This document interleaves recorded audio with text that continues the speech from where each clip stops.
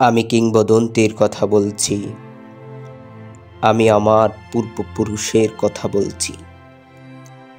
তার করতলে পলিমাটির সৌরভ ছিল, তার পিঠে রক্ত জবার মতো ক্ষত ছিল। তিনি অতিক্রান্ত পাহাড়ের কথা বলতেন, অরণ্য এবং সাপদের কথা বলতেন, পতিত জমি আবাদের কথা বলতেন। তিনি কবি এবং কবিতার কথা বলতেন। জিহ্বায় উচ্চারিত প্রতিটি সত্য শব্দ কবিতা, কর্ষিত জমির প্রতিটি শস্য দানা কবিতা। যে কবিতা শুনতে জানে না, সে ঝড়ের আর্তনাদ শুনবে।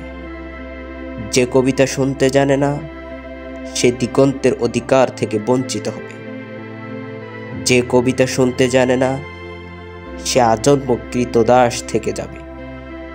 আমি উচ্চারিত সত্যের মতো স্বপ্নের কথা বলছি। উনুনের আগুনে আলোকিত একটি উজ্জ্বল জানালার কথা বলছি। আমি আমার মায়ের কথা বলছি। তিনি বলতেন, প্রবাহমান নদী যে সাঁতার কাটতে জানে না, তাকেও ভাসিয়ে রাখে। যে কবিতা শুনতে জানে না, সে নদীতে ভাসতে পারে না। যে কবিতা শুনতে জানে না, সে মাছের সঙ্গে খেলা করতে পারে না। যে কবিতা শুনতে জানে না, সে মায়ের কোলে শুয়ে গল্প করতে পারে না। আমি কিংবদন্তির কথা বলছি। আমি আমার পূর্বপুরুষের কথা বলছি। আমি বিচলিত স্নেহের কথা বলছি।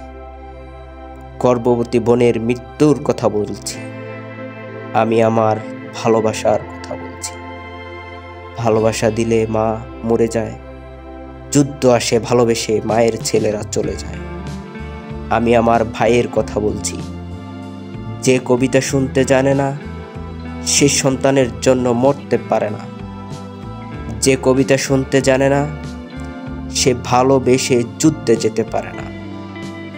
যে কবিতা শুনতে জানে না, সে সূর্যকে হৃৎপিণ্ডে ধরে রাখতে পারে না। আমি কিংবদন্তির কথা বলছি। আমি আমার পূর্বপুরুষের কথা বলছি।